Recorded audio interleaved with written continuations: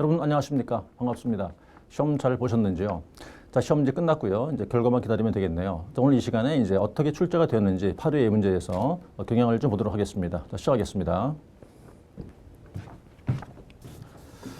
자, 이제 시험이 끝났으니까 결과만 겸허히 기다리면 될 텐데 아무래도 이제 우리가 어떻게 출제됐는지 경향을 좀 볼 필요가 있지 않겠어요. 그래서 일단 이제 물론 제가 지금 그 경향하고 그다음에 이제 답안을 만들어서 이제 우리 홈페이지에 올라가 있는데 그건 참고로 보시면 좋을 것 같습니다.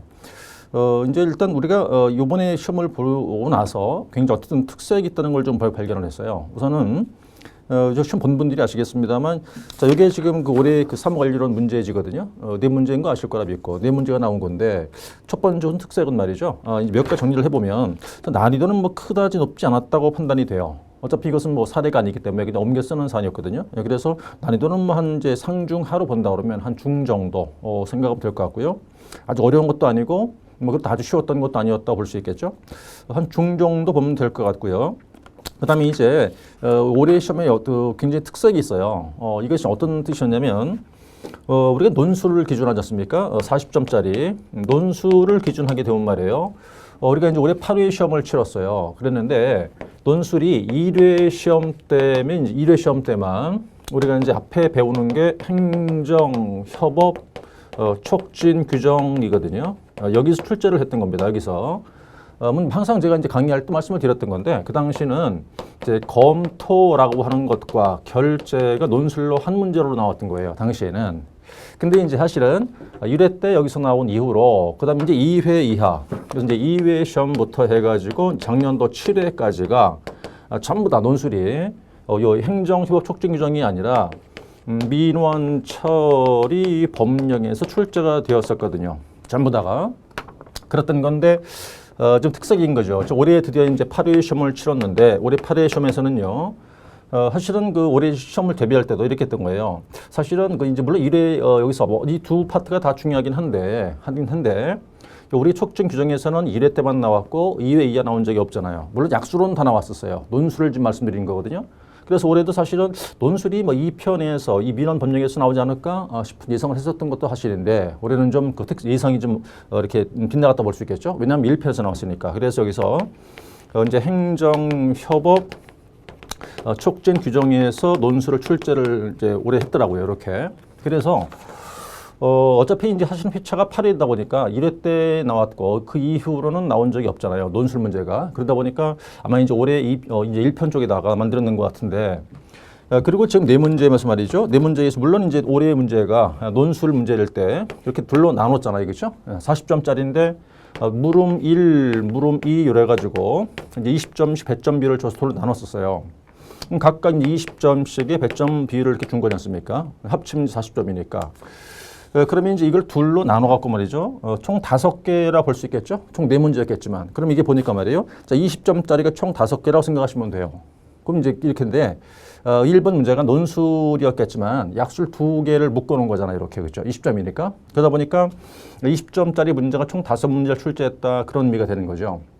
그러다 보면 약술형 5개다라고 봐도 되는 거예요. 사실은. 그렇게 되는데 그럼 5개를 봤을 때 말이죠. 지금 자 문제 4번만 빼고 지금 문제 1에서 물음 1과 물음 2 2개와 그 다음 문제 2번, 문제 3번이 전부 다가 이 규정 문제예요. 다. 총 5개 중에서 4개가 나왔다는 것이겠죠. 이 규정에서. 그리고 문제 4번만 이 고충 민원인데 이 고충 민원만 이제 민원 법령에서 나왔던 거거든요. 그래서 논술을 볼 때는 우리 1회 때만 이제 행정 협업 촉진 규정에서 나왔었고 2회 이하 7회까지는 민원 법령 출제를 했었더라. 그런데 올해는 예외적으로 8회에서 올해 이제 올해 시험에서는 이 규정에서 논술을 출제했는데 논술을 둘로 나눠가지고 20점짜리 100점 비율을 준 거니까 결국 20점짜리가 5개 출제했다고 볼 수 있는데 거기서 4개가 이제 행정 협업 규정에서 나왔던 거죠. 그래서 이제 한 문제만 민원 법령이었고 그런 좀 특색이 올해는 있었어요. 그리고 이제 사실은 또 이제 여기서 문제별을 잠깐 보신 말이죠. 문제 1번의 물음 1이 어차피 문제 1번은 지금 문서 효력 발생에 대한 문제거든요. 효력 발생. 그래서 물음 1은 뭐냐면 입법주의 4개 있잖아요. 그거고 2번은 이제 효력 발생 시기였었어요. 근데 이건 사실은 이제 이 효력 발생에 대한 문제는 2회 시험 당시 출제했거든요. 나왔던 거예요. 그래서 이거는 지금 이제 문제 2, 3, 4는 물론 올해 처음 나온 거예요. 나온 적이 없으니까. 그러나 논술 문제 1에서 물음 1과 물음 2 문제는 기출됐던 거란 얘기죠. 기출됐다. 그래서 우리가 이제 물론 뭐 출제된 게 또 나오긴 해요. 하는데 어차피 이것도 2회 시험이 있으니까 상당히 시간이 지났잖아요. 올해 그랬으면 된 것 같긴 한데 사실은 논술을 이제 예상하기로는 2편 즉 민원 법령에서 나오지 않을까 싶었던 건데 이제 1편에서 냈고요. 그런 이제 어떤 그 특징이 하나 있고 그리고 이건 문제 1번 문제가 나왔던 건데 기출됐던 걸 다시 논술로 냈단 말이죠. 물론 2회 때는 약술이었어요. 그때는 논술이 아니었고 올해는 논술로 나눴던 거죠. 그리고 또 하나 특색이 뭐냐면 이 효력 발생을 가지고 두 개를 냈단 말이거든요. 그럼 1번은 이걸 쪼개가지고 입법주의를 묻고 2번은 효력 발생 시기를 물었다고요. 우리가 보통 말이에요. 이 물음 1과 물음 2로 나누어서 낸다고 할 경우도 두 문제 두 개 다가 한 문제 갖고 내지는 않거든요. 보통 이제 뭐 물음 1과 물음 2는 서로 다른 형태의 문제고 다른 내용이 나오는데 올해 같은 경우는 효력 발생만 가지고 물음 1, 물음 2로 나눠서 냈어요. 약간 이것도 특색인 거죠. 그래서 이제 어픽을 우리가 올해 시험 끝났으니까 합격한 분들이 한번 이제 행정사로 새 삶을 이제 기점이 될 것 같고, 우리 만약에 이제 안 된 분이 계신다 그러면 안 된 분 내년도 또 준비를 이제 하셔야 할 거 아닙니까? 그리고 물론 이제 그 내년도 시험을 더 새로 준비하는 분도 계실 텐데 그분들은 전 강의를 그렇게 해야겠습니다만 이제 기출됐던 것도 다시 한번 확인을 해서 이렇게 쭉 공부를 해나가는 그런 게 필요하다고 싶어요.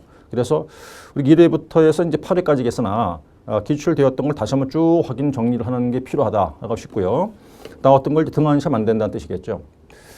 과거 비춰보면 말이죠. 이제 그 바로 전년도 나왔던 게 똑같진 않지만 바로 지난해 나왔던 게 다음에 나온 적도 있어요. 그건 물론 이제 같은 내용이 아니죠. 근데 그 단원 자체는 같은 단원인데 내용만 좀 다르게 해서 한 적도 있거든요. 그래서 사실은 이제 기출됐던 것도 무시할 수 없고 다시 전부 다 공부를 해야겠다는 걸 느낄 수 있던 그런 이제 회차 문제가 됐네요. 자, 그렇게 해서 이제 일단 뭐 난이도는 그 높지 않았다고 볼 수 있는데, 그리고 이제 특색 있는 게 금방 설명드린 바대로 총 5개라 본다면 4개를 행정 협업 촉진 규정에서 나왔다. 하나만 민원 법령이 나왔다는 거고, 그리고 물음 1과 물음 2가 똑같은 배점비를 줬어요. 20점, 20점.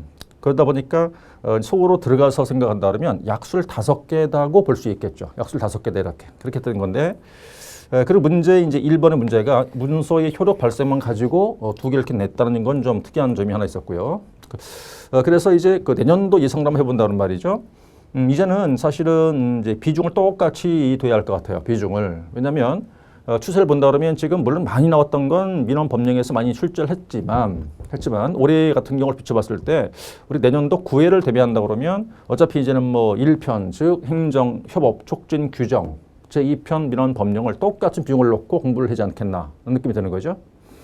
물론 이제 분량은 좀 다르죠. 분량은 전체를 100%로 봤다고 할 경우에 요 1편 내용이 한 60%가 될 거고 그다음에 이제 요 2편 민원 법령 문제가 내용이 한 40% 될 거란 말입니다. 요거는 이게 분량 말하는 거예요. 중요도가 아니고 전체 우리 공부를 해서 아시겠으나 분량이 만 100인데 요 규정이 한 60% 될 거고 민원 법령이 40% 될 거라고 보는 거거든요.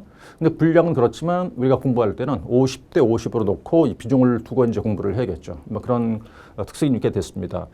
자, 이제 그런 문제를 하나하나 내용을 좀 봐야겠는데요.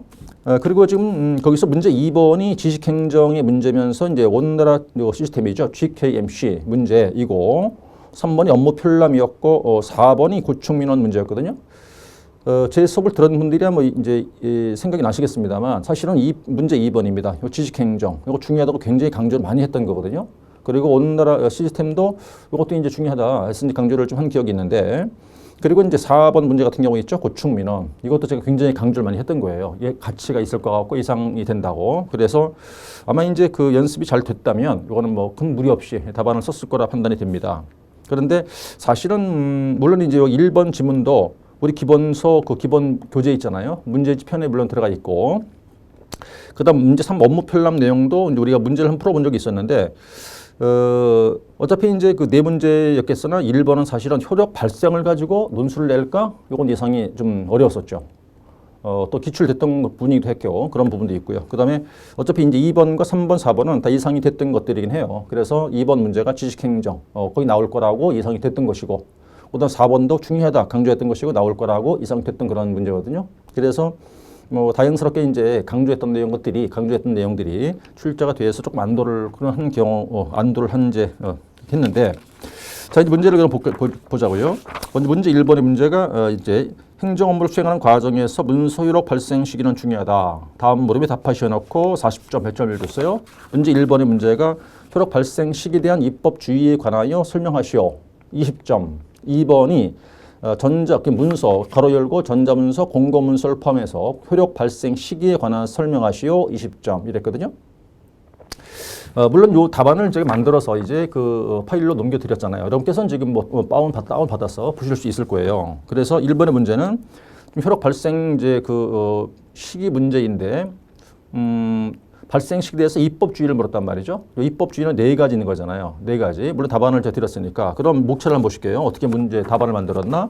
문서가 1번 문서는 개념이 들어야겠죠. 당연히. 문서가 무엇인가 개념을 잡고. 그 다음 2번 대목차가 입법주의고. 입법주의 그럼 4개 아닙니까? 표백, 그 다음 발신, 도달, 요지. 요 4개. 그런데 물론 지금 답안이 내용이 길지만 이렇게 길게 안 써도 괜찮아요. 요거는 지금 제가 교재 내용을 이렇게 옮겨와서 그런 것이고 짧게 해도 됩니다. 그리고 이건 법 조문이나 그런 게 아니잖아요. 그냥 이론 내용이니까. 그래서 길게 일단 이 자료는 길게 돼 있으나 여러분께서는 길게 이제 많이 답안을 지금 쓴 분들도 길게는 다 안 써도 괜찮다는 뜻이에요. 어쨌든 4개 주의만 들어가 있고 그 주의에 따른 그 특징만 키워드만 집어넣으면 되는 거거든요. 예컨대 자, 이제 일단 먼저 문서 개념 볼게요. 문서란 것은 공공기관이나 기업체에서 정보의 수가 저활하려는 데 필요한 매개체로서 일반적으로 사람의 의사나 사물의 형태 등을 문자 등을 활용해서 기록 표기한 것. 좀 길긴 한데 자, 이제 자료를 좀 보면서 활용을 하시고 이제 일단 문제 1번에 물음 1이 되는 거죠. 그죠? 이게?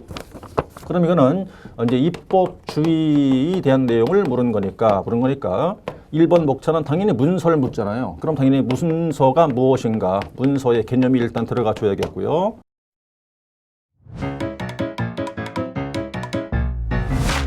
에듀윌 유료 회원만의 특별한 서비스.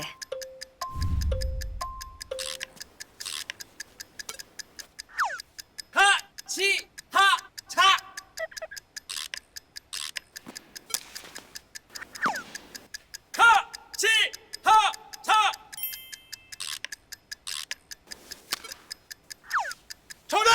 같이 하자 친구야 에듀윌 유료 회원!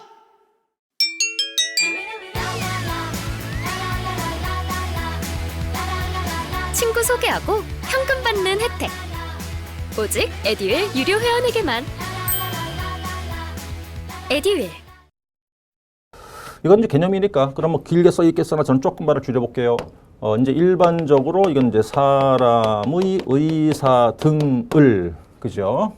종이 등을 활용해서 기록 매체에 기록 표기한 것, 여기 문서의 개념이라고 봐야겠죠? 그래서 문서를 공공기관이나 기업체에서 정보의 수가 조화를 활용하는 데 필요한 매개체로서 일반적으로 사람의 의사나 등을 형태 등을 문자, 기호, 숫자 등을 활용해서 기록 매체, 기록 표기하는 것. 이렇게 해서 이제 말을 줄여놨어요.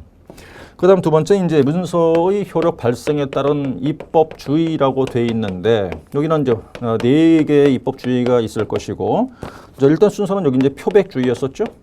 표백주의고 두 번째가 발신주의고 세 번째가 도달주의고 네 번째가 요지주의입니다. 이렇게 해서 이제 4개 주의인데 표백주의가 우리도 알고 있는 거 아니겠어요? 가장 추격 키워드 뭐였을까요? 문서가 성립한 때, 그렇죠? 예, 요거는 문서가 성립한 때 효력이 발생한다는 견해다. 이래가지고 근데 우리가 이제 문서 종류를 배웠거든요. 종류를 배울 때 문서는 크게 3수로 나눌 수 있던 거예요. 기준이. 그죠? 문서를 누가 만드느냐, 작성 주체에 따라 공사 문서가 있고 두 번째가 유통되느냐 안 되느냐에 따라서 즉 발신하냐 발신하지 않느냐에 따라서 유통 문서가 있고 비유통 문서 있었죠. 그때 발신하지 않는 문서를 비유통 문서라고 하면서 이걸 다른 표현을 쓰면 내부 결제 문서라고 하죠. 내부 결제 문서. 그래서 이 내부 결제 문서는요, 바로 이 성립한 때 효력이 발생해 버려요. 그러니까 이 내부 결제 문서라는 것은 성립과 효력 발생 시기가 같다고 그랬죠. 그게 언제입니까? 성립한 때거든요. 즉 언제냐? 결제가 된 때였어요. 결제된 때. 그래서 결제된 때 우리가 다 공부했다시피 문서의 성립은 언제 하는 겁니까?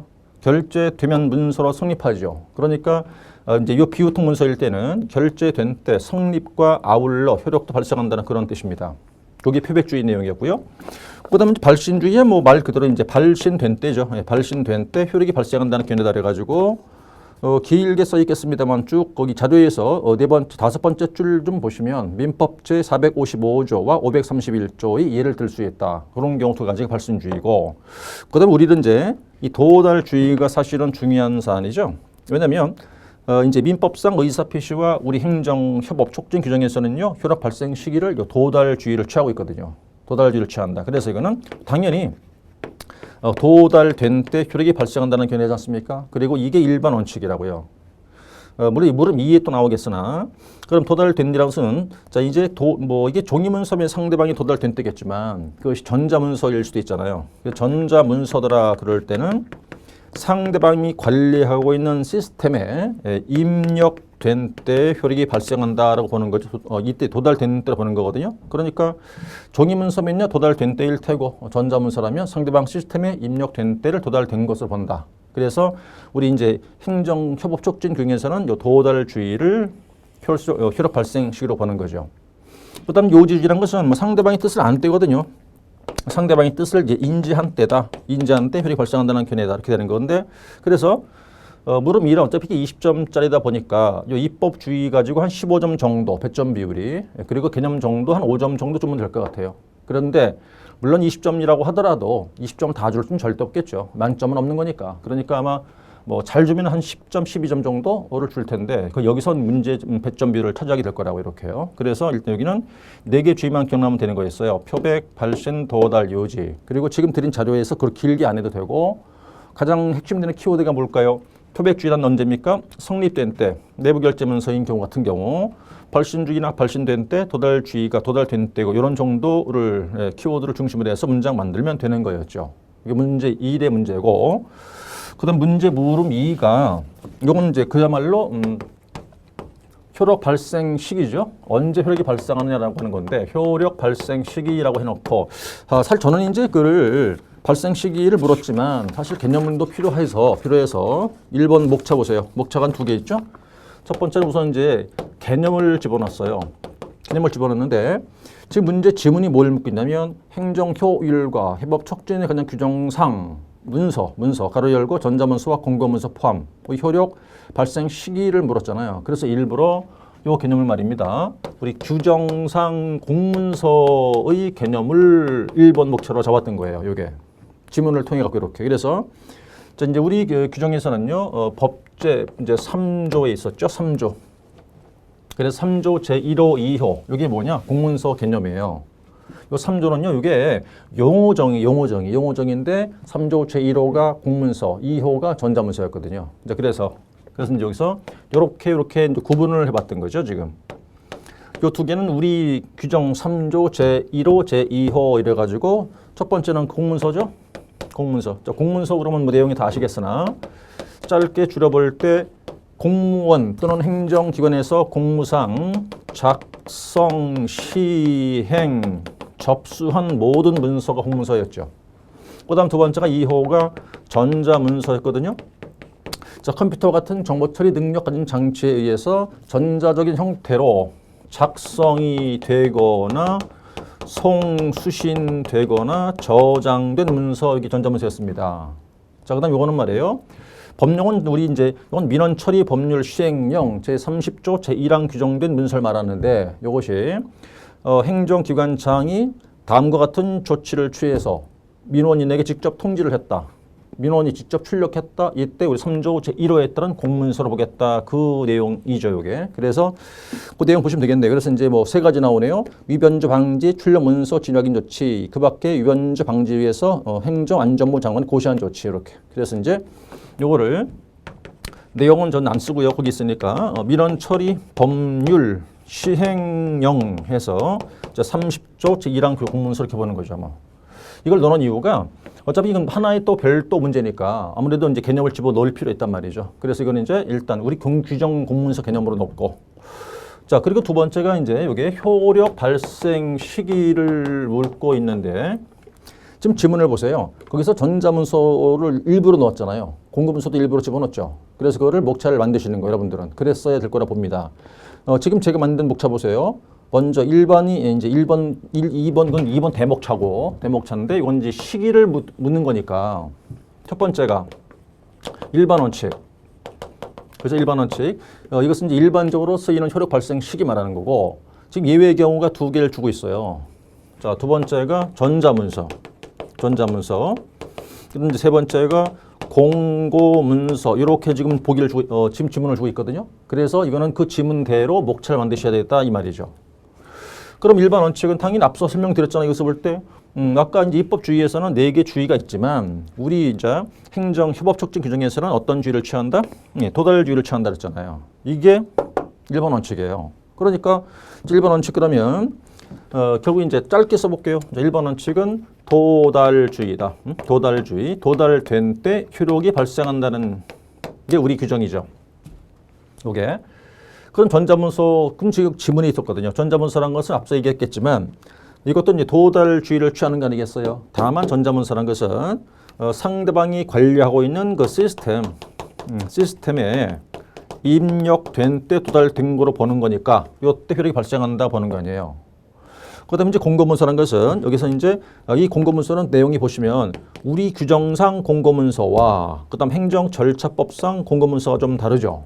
그래서 일단 우리 규정상 공고문서는 공고 등이 있은 날부터 5일 후라고 되어 있고 행정절차법상에서의 문제는 이제 공고 1로부터 14일 후 이렇게 지금 구분되어 있잖아요. 물론 여기서 이제 이 규정에서는 말이죠. 우리 규정에 대한 내용만 써도 돼요. 사실은 되는 건데 이거 하나 더 넣어주면 이거는 이제 플러스가 될 수 있었겠죠. 그래서 내용 잠깐 볼게요. 공고문서 해놓고 1번에 고시 공고 등 공고문서 경우에는 두 번째 줄 공고 등이 있은 날부터 5일이 경과한 때라고 되어 있고 그다음에 행정절차법에서 15조 3항에서 쭉 내려오시면 두 번째 줄에 있죠. 공고 1로부터 14일이 경과한 때 효력이 발생한다. 요거는 이제 2번의 그 양가로 2번의 그 소목차는요. 뭐 넣을 수도 있고 안 넣을 수도 있었겠으나 아무래도 넣어주면 좀 좋았겠죠. 그리고 여기는 이렇게 해서 세 가지였습니다. 효력 시기를 묻고 있는 거니까 일반 원칙, 그다음에 전자문서 효력 발생 시기, 공고문서일 때 발생 시기 이렇게. 여기 결론은 말이에요. 이게 원칙이라는 뜻이에요. 이게 원칙. 이게 예외가 되는 거잖아요. 사실은. 원칙, 둘 다 도달된 때니까 원칙, 요거 예외. 그래서 목차를 전자문서를 따로 빼놓은 이유는 지문에 지금 괄호 열고 두 개를 별도로 빼놨기 때문에 그 맞춰 목차를 맞춰준 거예요. 이렇게. 그래서 이건 이제 물론 제가 지금 설명드리는 거는요. 반드시 이렇게 했어야 된다는 뜻이 아니라 이런 내용이 들어가면 좋겠다는 걸로 지금 정리해 본 거죠. 그러니까 여러분께서 난 저렇게 안 썼는데 그럼 안 되는 건가? 그게 아니에요. 그게 아니라 내용만 다 들어가면 돼 있고요. 이건 지금 이 순서라든가 이런 거는 제가 일단 판단하에 지문을 보고 만든 거니까 반드시 이렇게 해야 되느냐? 꼭 그건 아닙니다. 그러니까 개의치 마세요. 내용만 들어가면 되는 거죠. 뭐 어차피 말입니다. 제일 중요한 거는 두 가지인 거 사실 두 가지. 도달주의라고 하는 것과 그다음에 이제 공고문서죠. 얘도 도달주의니까 말이죠. 그래서 이제 가장 중요한 게 뭐였느냐? 도달된 때 효력이 발생한다는 것만 기억하시고 계시면 됐던 거예요. 이건 날짜 정도를 기억하면 되는 상황이었겠죠. 그래서 이 정도 들어가면 좀 고득점이 되지 않겠나 보이는 겁니다. 이래서 이 두 개를 문제 1번을 정리를 해봤는데 이 두 개가 사실은 이제 아까 설명드린 대로 2회 시험 때 나왔던 거거든요. 그래서 매번 뭐 나온 게 또 나오기도 하고 하는데 그 이제 매번 느끼는 게 이제는 이제 여러분도 저도 앞으로 이제 공부를 한 분의 얘기죠. 앞으로 이제 그 9회를 대비할 분들이나 저나 이제는 강의할 때도 그렇고 여러분들이 공부할 때도 그렇고 지난 문제도 다 이제 세심하게 확인을 해야겠다. 걸 느낄 수 있었던 회차 문제로 생각이 됩니다. 자, 일단 이렇게 해서 이제 논술 하나 정리를 해봤고요. 자, 그다음에 이제 문제 2번의 문제가 이건 사실은 굉장히 강조를 많이 했던 거예요. 나올 것 같다. 이제 그 지식행정 문제였거든요. 이제 이 부분을 뭐 자료는 다 있으니까 제가 뭐 길게 판사할 필요는 없겠죠. 자, 이것이 잠깐 이거 얘기해 볼게요. 이거는 행정협업 촉진 규정에서 제6장에 있는 내용입니다. 단원이 6장 장 제목이 행정 업무의 효율적인 수행이라고 하는 이게 장 단원이에요. 6장 단원이. 여기에 이제 4개 절로 돼 있었거든요. 에듀윌 유료회원으로 가입을 했더니 친구 추천 이벤트가 있더라고요. 그래서 주변에 아는 사람들한테 추천을 다 해줬어요. 근데 친구들이 결제할 때마다 10만 원씩 받았거든요. 그래서 한 지금까지 받은 게 200만 원 가까이 되는 것 같아요. 1, 2, 3, 4절로 되어 있던 건데 제 1절이 뭐였냐면 요게 행정협업이라는 게 1절이고 요 2절이 지식행정, 그 다음 3절이 정책연구의 관리, 그리고 이제 4절이 영상회의실의 운영, 이 4개 절이었었어요. 그런데 요건 아마 이제 제 수업 들었던 분들은 이제 몇 번이나 했기 때문에 기억이 날 거라고 믿는데 일단 요 1절은요 1, 4, 5회에 전부 다 약술로 나왔어요. 기출로, 약술로. 그 다음 요 지식행정 나온 적이 없다고 그랬었잖아요. 그런데 요번에 이제 드디어 요 2절이 8회 시험에 약술로 출제가 됐죠. 한 번 나온 적이 없던 거거든요. 처음이에요, 처음 나왔어요. 올해 시험에서. 그 다음 정체연구는 이게 이제 한 번 나왔거든요. 이게 5회 때 한 번 나왔어요, 5회 때. 딱 약술지 1개밖에 안 한 적이 없었거든요. 영상회의도 역시 또 약술 1개 이렇게 나왔었어요. 그래서 6장이 4절로 되어 있던 건데 여기서 1절, 3절, 4절은 다 나왔던 거예요. 기출됐던 단원들이었었죠. 그런데 2절은 시험 나온 적이 없던 그런 절이었거든요. 그래서 올해 이제 8회 시험 때는 이 2개의 절이 중요하다 이렇게 강조했던 거예요. 왜 그러냐면 이 2절은 한 번도 나온 적이 없으니까 나올 거로처럼 보였고 3절은 양이 굉장히 많은데 약술 1개밖에 안 나왔었거든요. 나올 가치가 있다 봤던 건데 일단 여기 출제를 했어요. 이렇게요. 그럼 2번 문제가 이제 지문은 말이죠. 지식행정의 개념을 묻죠. 자, 문제 2번이 지식행정의 문제인데 그럼 첫 번째는 우선 목차를 보시면 개념, 두 번째가 추진 배경 묻고 있으니까 추진 배경, 그 다음 이제 세 번째가 온 나라 지식 시스템이에요. 또 영어로 뭐 GKMC라고 그렇게 하는 거죠, 그죠? 이것도 이제 어차피 여러 번 한번 이제 강조를 했던 것이었고 여러 번 써봤던 기억이 있습니다. 물론 여러분께서는 이제 직접 대면은 아니었었지만 저 같은 경우는 이제 오프라인도 강의를 하고 있잖아요. 거기서는 여러 번 굉장히 이제 써보기 했던 그런 이제 내용이기도 하거든요. 자, 목차에서 이제 그 1번에 보세요. 개념과 추진 배경과 이제 내려오면은 여기는 지금 크기로 맞자 1로 이렇게 구분되어 있죠, 이렇게 구분되어 있어요. 그럼 이제 자료대로 해야 되겠네 보니까. 지문을 보시면 지금 이제 의 하나, 그다음 추진 배경을 서술하고 끊고 두 개. 그러고 나서 온 나라 시스템의 개념과 주요 기능이거든요. 그럼 여기도 이제 이렇게 나와야 돼요. 개념하고 주요 기능이 이렇게 나와야 될 테니까. 그러면 이게 약술인데 사실은 약술 정도가 좀 양이 많았어요. 그래서 조금 이게 더 양이 불어날 것 같은데 그러다 보니까 이제 여기를 로마자 1, 로마자 2 이렇게 구분을 일부러 한 거예요. 그게 이렇게. 그러다 보니까 이게 말은 20점 약술인데 이 분량은 약술 정도를 넘어가는 거죠. 조금 이제 이렇게 오버된 그런 양이 많은 문제인데 어쨌든 여기는 이제 여기 지식행정이니까 그러면 여기 보시면 항상 강조한 게 지식행정 그러면 뭘 강조했습니까? 질을 높인다 그랬죠. 질을 높이게 하다. 질을 높이기 위해서 하는 행정이다. 그래가지고 이제 정책의 품질과 행정 서비스의 질을 높이겠다는 게 이 취지예요. 그러면 자, 행정 정보, 행정 업무 수행에 대한 경험, 업무에 대한 지식의 공동 이용을 통해서 정책과 행정 서비스의 질을 높이겠다라고 하는 것이 이 지식 행정에 대한 취지였었죠. 이렇게. 요게요. 자, 추진 배경은 지금 자료에 보시면 목차가 둘로 나눴죠. 이렇게요. 첫 번째가 지식 정보 사회로서의 패러다임 자체가 변화했다 한 얘기인데 여기 뭐 여러 말이 길 거예요. 근데 여기 사실 여러분들 말이죠. 요거는 그냥 이론이에요. 이론. 그러니까 우리 이론이다 그러면 조문이 아니잖아요. 그러니까 목차만 기억하시면 된다 그랬거든 항상. 마찬가지 여기 목차만 잘 쓰면 되는 거였거든요. 그래서 여기 뭐 이제 뭐 학자도 막 나오고 그랬어요. 뭐 엘비 토플러, 피터 드라크 등등 학자 나오는데 다 의미 없었고 요것만 한 문장만 기억하면 되는 거였잖아요. 자, 이제 지식의 창출과 관리 능력으로 하여금 조직의 생존과 발전을 조화할 전망이다. 이게 우리 교재에 있는 내용인데 이것만 기억하시면 되는 거였거든요. 그래서 여기 뭐 다른 거 길게 필요 없고 일단 그럼 첫 번째 목차 기억하시고 그다음 여기에서 뭐 한마디 했었어요. 행정기관에서 뭐 지식을 만들고 창출하고 관리하는 능력이 행정기관 뭐 전망이다 이렇게 해갖고 하나 넣고 그다음 두 번째 밑에 보시면 이제 뭐 생산성 했었죠. 자, 생산성하고 두 번째가 전문성 제고 높인다. 여러 가지 이 속에 내용이 나와 있을 텐데 여기는 목차 이 두 개 요것만 기억하면 되는 거였고 이 내용은 사실 큰 문제가 아니었었어요. 그래서 이런 목차를 기억하는 게 중요했다 이런 얘기죠. 그래서 첫 번째 지식 정보 사회로서 패러다임 변화했다. 행정의 생산성, 창의성 형성이 기반. 소목차, 생산성, 전문성 제고, 그다음 품질 개선 등 서비스를 향상. 요거는 이제 교재에 보시면 나와 있는 내용인데 어쨌든 이 목차만 정리하면 되는 거였고 그 내용까지 굳이 안 써도 괜찮은 그런 내용이었어요. 목차만 잘 썼다 그러면. 그다음 이제 두 번째가 온나라 지식 시스템인데 이건 이제 GKMC라고 하는 거였잖아요. 이거는 이제 말은 물론 보니까 이게 온나라 지식 시스템이다라고도 하는 거지만 이걸 좀 다르게 부를 때는요. 정부 지식행정 시스템이라고도 불러요. 뭐 같은 표현을 쓰는 건데 여기 실무상 쓰는 말이었었죠. 이게. 그래서 그건 이제 영문을 주긴 줬는데 여기도 개념과 주요 기능 적었거든요. 개념과 주요 기능을 묻고 있는데 개념이라는 게 뭐였을까? 여기는 지식을 모아놓는다 그랬어요. 모아놓는 것이다. 이거는 정부가 활용하고 있는 지식행정 시스템이거든요. 이거는 정부가. 그러니까 각각의 행정기관별로 분산되어 있던 지식들을 다 모으는 거죠. 그럼 이제 각 기관별로 다 행정 지식이 있을 텐데 그 전부 다 모아요. 통합한다, 연계를 시키는 거죠. 그래서 모든 공무원들이 이걸 활용할 수 있고 서로 나눌 수 있고 또 의견도 나눌 수 있고 그런 시스템이거든요. 그걸 연상하시면 돼요. 그래서 이제 행정기관별로 분산되어 있는 각종 행정 지식들을 전부 다 통합해서 연계를 해가지고 모든 공무원들이 이를 공유 활용할 수 있고 의견을 나눌 수 있다 해서 거기 이제 개념 보시면 나와 있겠죠.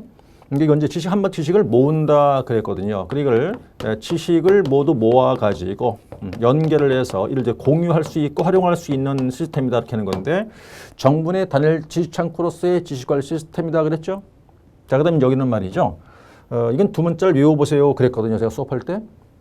이렇게 했어요. 지1, 커, 개 이랬거든요. 네 가지다. 지1, 커, 개. 지식, 일정, 커뮤니티, 게시판 그거거든요. 지1, 커, 개가 이 지자 뭐였을까요? 이거는요. 지식이 모여있다 그랬잖아요. 지식에서 지식 통합 저장소의 기능을 수행한다 이랬었죠. 일단 모여있다. 이거는요. 자, 일정을 관리해주는 기능이 있는 거죠. 스케줄 관리. 커뮤니티라는 것은 지식 활동을 통해서 일정 이제 공간에 모여가지고 서로 의견을 나누고 뭐 지식을 서로 나눌 수 있다. 그런 공간을 말하는 거고. 게시판이니까 이게 정책 의견을 서로 이제 교환도 하고 이제 소통도 할 수 있어요. 이렇게요. 의사소통 공간이었거든요. 그래서 이걸 네 글자가 자, 지1, 커 이렇게 해서 외우시는 걸로 이렇게 강의했었던 건데 사실은 이제 지식행정 파트에서 문제가 출제가 되면 물론 이제 온나라 시스템 이건 나올 가능성이 있다고 봤는데 사실은 활성화 계획이 이번에 출제 안 했었어요. 활성화 계획은 그런 바람에 활성화 수립과 계획에 대한 내용은 뭐 다음에 출제할 수 있다 보여지죠. 그래서 어차피 이제 이 판에 나왔긴 했겠지만 이거는 개념이라는 것과 그다음에 이거 외에도 더 있어요. 뭐 구성 요소도 있고 활성화 계획도 있고 그렇잖아요. 그런 부분도 또 나올 수도 있겠죠. 2번 문제를 한번 살펴봤고요. 그 다음 이제 3번의 문제가 업무 편람이에요. 업무 편람. 이 편람도 사실은 이제 업무 편람보다는 이제 민원 법령에서 민원 편람이 나오지 않겠나 싶었는데 그걸 안 내고 이제 오히려 업무 편람을 냈더라고요. 그래서 일단 거기 이제 편람의 개념 묻고 그 다음에 종류, 작성, 효과, 활용 효과거든요. 올해 같은 경우는 말이죠. 이게 굉장히 이제 자세하게 질문을 주고 있어요. 그냥 두리뭉실 하는 게 아니라 자세히 주고 있거든요. 예컨대 지금 금방 오신 것도 지식행정의 의 그 다음 추진 배경, 온나라 시스템에 대한 개념과 주요 기능. 그거 딱 보는 순간 목차를 우리가 잡을 수 있어요. 4개라는 거를. 그리고 또 지금 보면 3번 문제 같은 경우도 업무 편람의 개념, 그 다음에 종류, 작성, 효과와 활용 효과. 지문 통해서 이것도 목차를 바로 딸 수 있죠. 4개가 나올겠죠. 이렇게. 이런 식으로 봐서 올해 같은 경우는 말이죠. 좀 친절하게 지문을 준 것 같아요. 친절하게. 지문을 보고 우리가 목차를 고민을 안 해도 될 만큼 지문을 줬거든요. 그래서 사실은 이제 그 목차를 이 지문을 문제 지문만 보면은 이 문제는 목차를 몇 개를 잡고 그 목차 몇 개 정리해서 나갈 수 있겠다라는 걸 이렇게 알 수 있게끔 지문을 줘서 목차는 잡기 쉬웠을 것 같아요. 요거는 만약에 말이죠. 지식 행정에 대해서 약술하시오 이런 식으로 하면은 굉장히 애매하잖아요. 뭘 어떻게 목차를 잡을지가. 근데 그게 아니라 그다음 추진 배경, 그다음 뭐 이제 개념과 주요 기능 딱딱딱 찍어준 거잖아요. 그러다 보니까 이 지문을 통해서 목차는 잡기가 좀 쉬웠던 거죠. 이렇게 나오면 좀 우리가 편한데 단순하게 그냥 예를 들어서 뭐 온나라 시스템에 대해서 기술하시오, 뭐 지식에 대해서 기술하시오 이래버리면 좀 막연한 감이 없지 않아 있어요. 그래서 어쨌든 올해 같은 경우는 좀 지문을 통해서 바로 이렇게 목차를 알 수 있다가 됐었어요. 자, 업무 편람 문제인데 물론 이거는 이제 여러분 자료를 다 드렸으니까 자료를 보시면 될 사항이고요. 우리가 이제 업무 편람이라는 것은 이제 이렇게 제가 강의를 한 바 있거든요. 여러분 우리가 이제 가지고 있는 교재 있잖아요. 기본서 교재. 기본서를 처음에 제가 만들 때 아무도 이제 그 만들어진 교재가 없다 보니까 제가 처음 만들 때요. 그 2012년도 얘기거든요. 그 당시 만들 때 어딘 자료가 없던 거죠. 그리고 이 사무관리론이라는 게 한 번도 시험 과목인 적이 없었어요. 어떤 시험이든 간에. 행정사가 자격증이 생기면서 시험 과목으로 처음 들어온 거죠. 이게 시험 과목인 게. 그런 바람에 관련 자료가 있나요? 책도 없나 아무것도 없었어요. 그 당시 제가 이제 기억에 이제 뭐 그 서울에 큰 대형 문고 2군데 있잖아요. 거기 가서 책을 다 확인을 해보니까 아무것도 자료가 없는 거예요. 그리고 책이 한 몇 권 있었는데 한 서너 권 있었거든요. 근데 그게 굉장히 오래전에 있던 자료라서 책이라서 뭐 도움이 안 되는 그런 이제 교재였었어요. 그래서 처음 책을 만들면서 굉장히 어떻게 할까 고민도 많이 되고 애를 많이 먹었던 그런 기억이 있거든요. 그래서 이것이 법조문이요. 이제 법조문 갖고 정리하면 되는데 또 2편 민원 법령이 이제 법조문이니까 이제 그걸로 제가 이제 이렇게 정리를 쭉 하면 되는데 이런 파트는 사실은 자료도 없을 뿐더러 그다음에 이제 뭐 대학에서 배울 수 있는 것도 아니었잖아요. 그러다 보니까 뭐 제 이제 친구 뭐 학교에 있는 친구들 이렇게 수소문 해봐도 이런 관련 자료는 없었어요. 구할 수가. 그런 바람에 이제 고민을 하던 중에 당시 이제 그 행자부, 행정자치부였었죠. 당시 지금 행안부에서 당시 만들어 놓은 게 있었는데 그 당시 이제 이 우리 과목 관련된 규정이 그게 사무관리 규정이었거든요. 지금은 명칭이 이제 바뀌었으니까. 근데 그 당시 관련 그 법이 된 그게 사무관리 규정인데 그와 관련된 편람이 하나 있었어요. 편람. 당시 편람 이름이 사무관리 편람이었어요. 사무관리 실무 편람. 그게 지금은요 행정업무의 운영 편람이라고 바뀌었거든요. 명칭이. 그래서 그건 일반인이 다 다운받을 수 있어요. 누구나 다 다운 제가 받았죠. 받아보니까 굉장히 많은 양이었어요. 굉장히 두껍고 많은 양이었는데 이제 거기서 필요한 걸 이제 발췌를 좀 했어요. 발췌해서 이제 이런 부분 같은 경우는 그래서 처음에 책 만들 때 그 편람이 이제 거의 많은 내용들을 이제 발췌해서 정리를 제가 다시 하고 그래서 책으로 이렇게 만들게 됐던 거죠. 그래서 사실은 뭐 제 책만 그런 게 아니라 시중에 나와 있는 사무관리론 그 기본서에 이런 부분들은요 법조문이 아니고 이런 부분 전부 다가 그 편람 내용을 발췌해 수록해 놓은 거예요. 그 누구나 인용할 수 있는 거거든요. 저작권 위반이 되는 거 아니니까.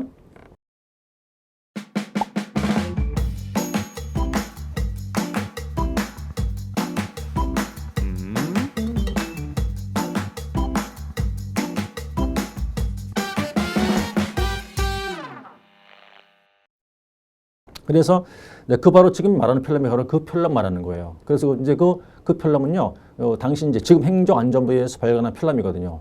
자, 이제 3번 문제가 뭐였냐면 편람의 개념이라는 것과 종류와 작성 효과, 활용 효과를 묻을 거거든요. 그래서 이제 먼저 볼게요. 1번에 편람 개념이라고 갖고 길게 보이겠으나 거기서 이제 뭐 합리적인 방향과 기준을 제시해 준다. 그다음에 절차와 방법 등을 이해하기 쉽게 편리하게끔 만든 작성한 업무 지침서 이거예요. 긴 걸 줄이면요. 뭐 합리적인 방향과 기준을 제시해 주는 것으로서 방침, 기능, 절차 등을 이해하기 쉽게 만들어 놓은 업무 지침서를 업무 편람이라고 한다 이거죠. 그래서 이제 편람 그러면 항상 제가 이제 처음 책을 만들 때 이렇게 예를 들어 드리거든요. 그래서 이게 업무 편람이라고 그래요. 근데 이 편람은 종류가 두 가지가 있어요. 방금 제가 말씀드렸던 거, 행정업무의 운영 편람, 우리 책의 그 모토가 된 거, 그거는요 행정 편람이에요. 행정 편람. 행정 편람은 행정기관 명의로 발간되거든요. 그거는. 그다음에 두 번째가 각각의 부서별로 발간되는 게 있어요. 그거는 직무 편람이라고 해요. 직무 편람. 그래서 2번 종류 볼까요? 거기는 이제 두 개 있었죠. 중목차 두 개, 행정 편람과 직무 편람 두 가지가 있다. 그래서 행정 편람은 행정기관 명의 발간하고 그다음 업무 참고서의 성격을 띠고 있고 그다음 직무 편람이라는 것은 행정기관 내 부서별로 발간되는 업무 참고처를 말하는 겁니다. 두 가지가. 그래서 이제 편람이란 건 대충 이제 업무 지침서다. 종류는 두 가지가 있다. 행정 편람과 직무 편람이 있다. 행정 편람은 행정기관 명의 발간, 그다음 직무 편람이라는 거는 부서별 발간. 이 정도 써주시고, 그다음 밑에 이제 작성과 활용 효과인데 이건 어차피 이론이에요. 그냥 이론이니까 뭐 조문이 있는 건 아니거든요. 그래서 여러분들께서 만약에 지금 자료대로 안 썼다고 하더라도 그냥 우리 이제 소설 쓴다고 얘기하잖아요. 그렇죠? 여러분들이 임의적으로 이거는 여러분들이 주관을 개입해서 썼어도 큰 문제 안 되는 거예요. 그리고 여기는 어차피 이제 개념 잡고 그다음 종류 두 개 있다고 그랬고 그다음 작성과 활용 효과라는 거는 지금 드린 자료대로 돼 있지 않아도 여러분들이 자의적으로 해석해서 문제를 만들었다 해도 괜찮다. 답안을 썼어도 이건 법조문이 아니니까 그렇게도 아마 어차피 20점이라고 하겠으나 이건 뭐 한 2, 3점 정도 좀 잘 줄 거거든요. 그래서 그 정도만 쓰셔도 점수 받는 데는 큰 무리가 없을 것이다 라고 보는 겁니다. 그 다음에 4번의 문제가 이제 굉장히 강조를 많이 했던 거죠. 골축민원. 요거는 제가 그림으로 이제 그리면서 다시 이제 얘기를 해볼게요. 이것도 이제 강의를 들으신 분들이야 몇 번 보셨을 거예요. 제가 그림 그리는 거 보셨을 것이고 이제 강조 여러 번 했던 거니까 이제 자본을 달 썼을 거라 판단이 되는데 이제 문제 4번은 고충민원이니까 자 이제 고충민원 이렇게 해볼게요. 이거를 질문하지 말고요. 자 민원인이 고충민원을 이제 신청을 했습니다. 그럼 먼저 이 고충민원이 무슨 민원을 벌인 고충민원 그럽니까? 즉 개념이죠. 개념 뭐예요?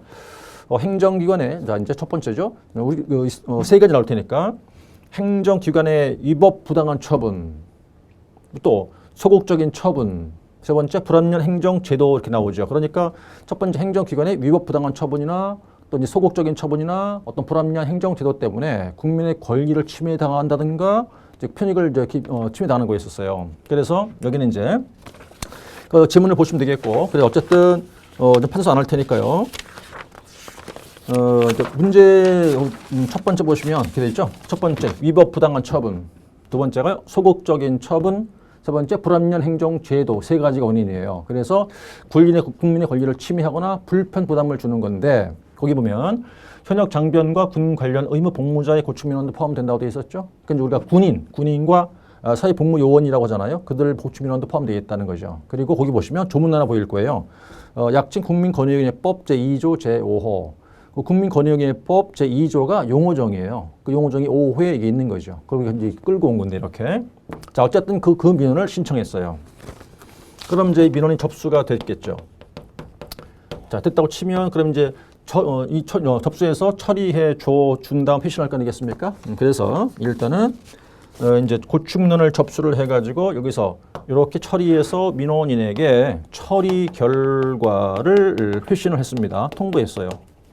요때 며칠 내 처리된다? 여기 7일 이내에 처리가 돼야 되는 거죠. 7일 내 처리한다. 이 문제인데. 근데 말이죠. 이제 이런 경우도 있겠어요.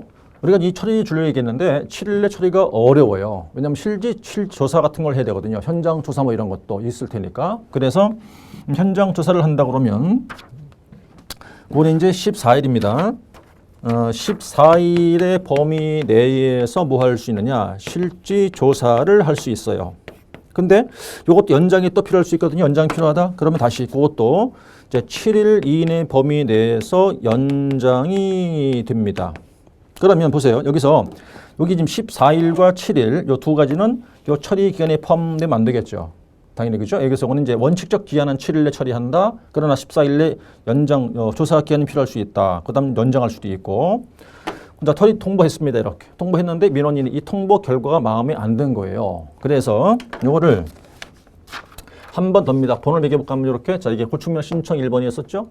통보됐죠. 그런데 같은 민원 신청을 또 하는 거예요. 이렇게요.